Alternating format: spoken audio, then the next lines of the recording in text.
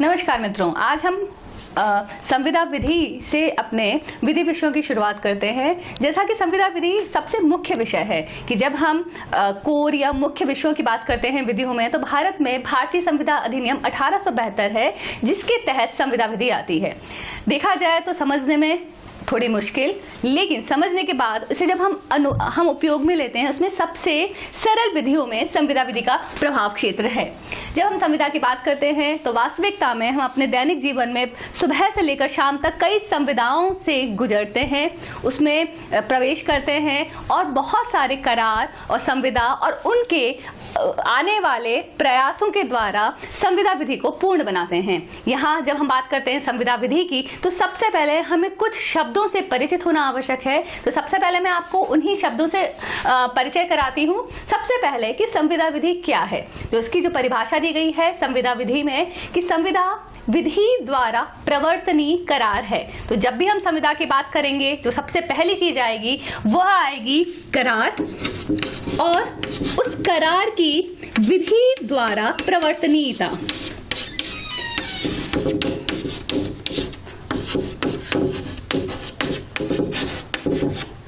तो जब किसी भी मामले में कोई करार है और वो विधि द्वारा प्रवर्तनीय है, तो ये कहा जाएगा कि वहां संविदा उपस्थित है। शायद इन तकनीकी शब्दों के माध्यम से संविदा समझना मुश्किल है, लेकिन एक सरल से उदाहरण के द्वारा मैं समझाना चाहूंगी कि जब हम सुबह उठते हैं, अखबार लेते हैं, अखबार वाला अखबार डाल के जाता है और महीने के अंत में हम उसे कुछ शुल्क का भुगतान करते हैं। प्रतिदिन के हिसाब से 2 रुपए 2.5 रुपए का जो भी न्यूज़पेपर है, उस अखबार का भुगतान हम महीने के अंत में 100 रुपए 150 रुपए का भुगतान करते हैं। ये क्या है कि यहाँ पे 2 पक्षकार हैं, एक कोई सामान उपलब्ध कराता है, कुछ सेवा उपलब्ध कराता है और उसके बदले में आप उसे कोई धनराशि प्रदान करते हैं। इसका मतलब ये है कि वहां उन 2 व्यक्तियों के बीच में करार है, और ऐसा करार कि अब मान लीजिए 1 महीने तक अखबार आया है और आपने उसका भुगतान नहीं किया है, तो क्या होगा कि वह बंदा कोर्ट जाकर, न्यायालय जाकर अपना क्लेम, अपना दावा दाखिल कर सकता है, दर्ज कर सकता है। तो इसलिए ये उन दोनों ही पक्षकारों के मध्य एक संविदा का मामला है। दूसरा उदाहरण सुबह से प्रारंभ होता है, जो अंत तक चलता है।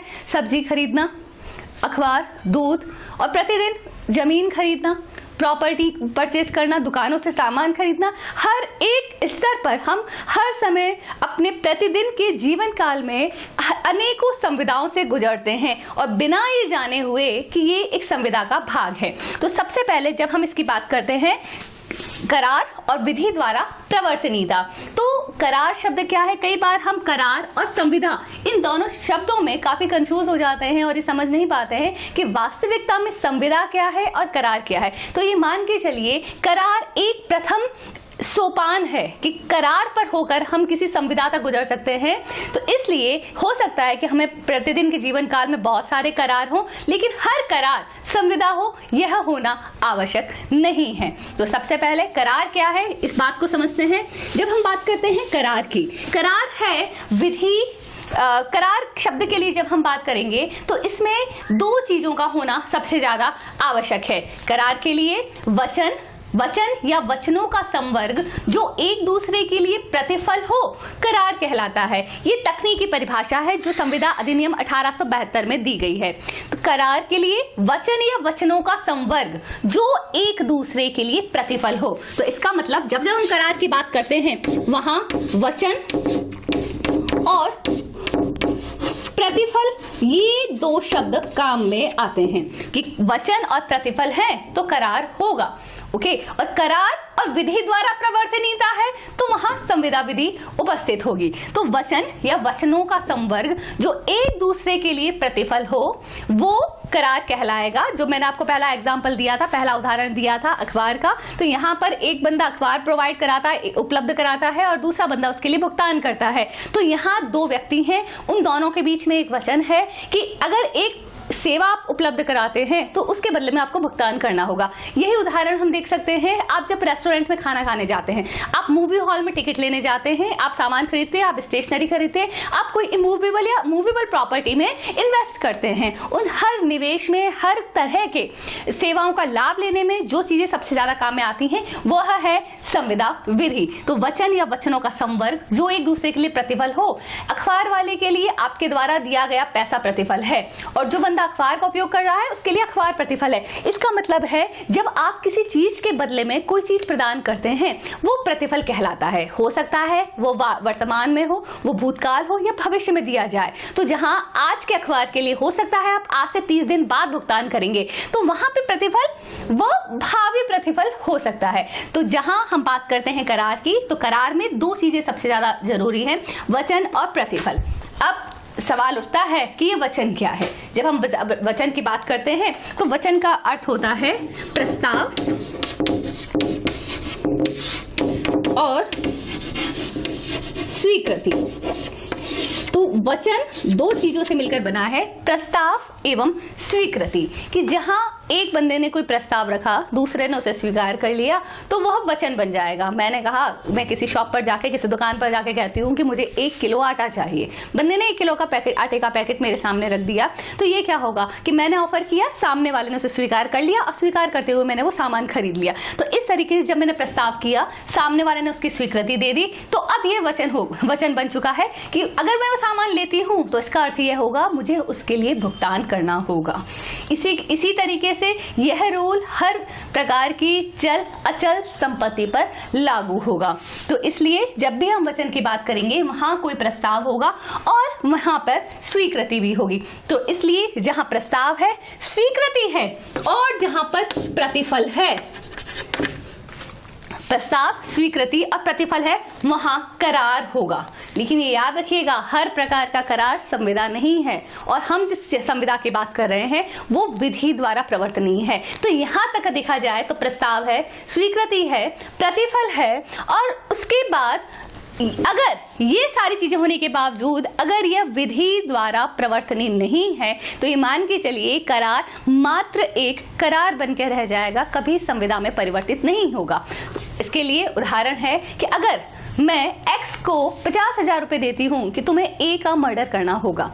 यहाँ क्या है, यहाँ दो व्यक्ति हैं, ये बंदा मेरा प्रस्ताव स्वीकार कर लेता है, यहाँ कंसीडरेशन भी, यहाँ प्रस्ताव है, यहाँ स्वीकृति है, यहाँ प्रतिफल है, लेकिन ये विधि योग्य नहीं है, विधि द्वारा प्रवर्तनीय नहीं है, इसलिए ये प्रस्ताव और स्वीकृति मात्र करार बन के रह जाएंगे, कभी संविदा में परिवर्तित नहीं हो पाएंगे। तो इसलिए जब हम बात करते हैं करार की, तो करार का वचन और प्रतिफल होना जरूरी है, और वचन के लिए प्रस्ताव और स्वीकृति होना जरूरी है। तो इसलिए करार के लिए जो चीजें जरूरी हैं वह है वचन और प्रतिफल।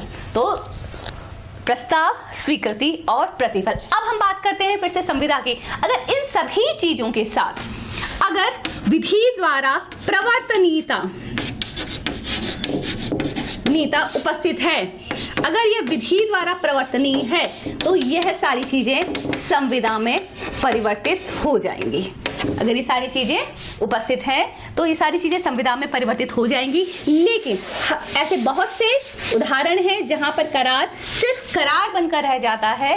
केवल उसके लिए जो पहला उदाहरण है वह है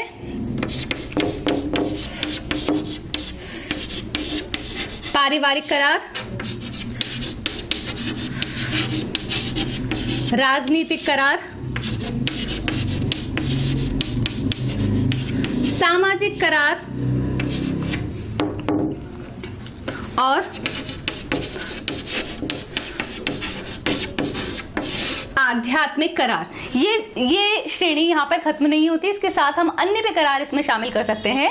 उदाहरण के तौर पर जब हम पारिवारिक करार की बात करते हैं, अगर किसी बच्चे से उसके पिताजी द्वारा ये प्रॉमिस किया जाता है, ये वादा किया जाता है कि अगर तुम्हारे फर्स्ट डिवीजन आए तो तुम्हें बाइक दिलाई जाएगी। बच्चा फर्स्ट डिवीजन लाता है, पिताजी उसे बाइक नहीं दिलाते हैं, तो वो बच्चा कोर्ट में जाकर क्लेम नहीं कर सकता है। क्यों? यहाँ पर दो पक्षकार है, यहाँ पर प्रस्ताव है, यहाँ पर स्वीकृति है, यहाँ पर प्रतिफल भी है, और उस बच्चे ने काम भी किया है और वो फर्स्ट डिवीजन भी लाया, उसके बावजूद उसे बाइक नहीं दिलाई गई। क्यों? क्योंकि यहाँ इंटेंशन अर्थात आशय का अभाव है, और जहां आशय का अभाव है, जहां आपकी इच्छा ही नहीं है कि आप किसी भी विधि योग्य संविदा में अंतरित हो, प्रविष्ट हो, तो उसे विधि द्वारा प्रवर्तनी नहीं माना जाएगा। तो दूसरी बात जब हम करते हैं, तो ये उदाहरण था पारिवारिक करार का, ये सिर्फ करार है, इसे कभी विधि द्वारा प्रवर्तनी नहीं है, ये कभी संविधान नहीं बन पाएगा। दूसरा उदाहरण है राजनीतिक। चुनावों के दौरान हमारे राजनेता बहुत बड़े बड़े वादे करते हैं, और मान लीजिए वो जीत जाते हैं, उनके वादों पर, उनके प्रस्ताव पर आपने स्वीकृति दी, आपने उन्हें वोट दिया, आपने मोहर लगाई, उसके बावजूद उन्हें एक मंत्री पद मिलता है और वो अपने सारे वादे भूल जाते हैं। तो उनके द्वारा किए गए वादों पर आप कोई क्लेम, कोई दावा कोर्ट में प्रस्तुत नहीं कर सकते। इसलिए ये राजनीतिक दावे मात्र राजनीतिक करार बन के रह जाएंगे, कभी संविदा में परिवर्तित नहीं होंगे। अगली बात हम करते हैं सामाजिक की। समाज में रहते हैं हम सभी जने, हम मनुष्य एक सामाजिक प्राणी है, ये सभी जानते हैं। तो यहाँ पे बहुत से अपने अपने समाज, अपनी अपनी जातिगत प्रथाएं हैं, तो हर प्रथा के अंतर्गत कुछ नियम हैं, कुछ कायदे हैं। अगर उन्हें पूरा नहीं किया जाता तो उसके लिए आप कोर्ट में नहीं जा सकते। कि मान लीजिए किसी समाज में मृत्यु भोज का प्रचलन है और एक व्यक्ति अपने परिवार के किसी सदस्य की मृत्यु होने के बाद मृत्यु भोज नहीं देता, तो अन्य सदस्यगण कि इस आधार पर कि इस तरह का प्रचलन है, वो कोर्ट में जाके इसकी मांग नहीं कर सकते। क्यों? क्योंकि ये सिर्फ एक करार है, वो उनके सामाजिक स्तर तक नियंत्रित है। उसके आगे कोर्ट, कचहरी, न्यायालय के द्वारा आप वो दावा क्लेम नहीं कर सकते हैं। अंत में आध्यात्मिक, कई बार क्या हर बार परीक्षा से पहले, एग्जाम से पहले भगवान के हाथ जोड़े जाते हैं। फर्स्ट आया राजभोग किया जाएगा, सवामणि किया जाएगा, प्रसादी की जाएगी, दर्शन करने जाया जाएगा। लेकिन फर्स्ट आने के बावजूद आप अगर नहीं जाते हैं तो क्या मंदिर का पुजारी आपके अगेंस्ट केस फाइल कर सकता है? नहीं कर सकता। क्यों? ये आपके और उस आध्यात्मिक देवता के बीच का मात्र करार है।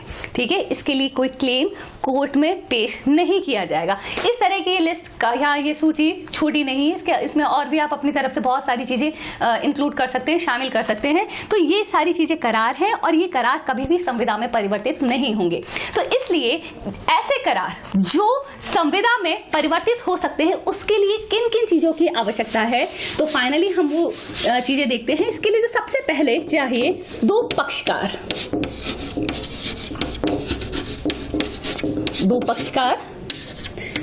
फिर उन दो पक्षकारों में से एक के द्वारा प्रस्ताव, दूसरे के द्वारा स्वीकृति, उसके बाद प्रतिफल और विधि द्वारा प्रवर्तनीयता।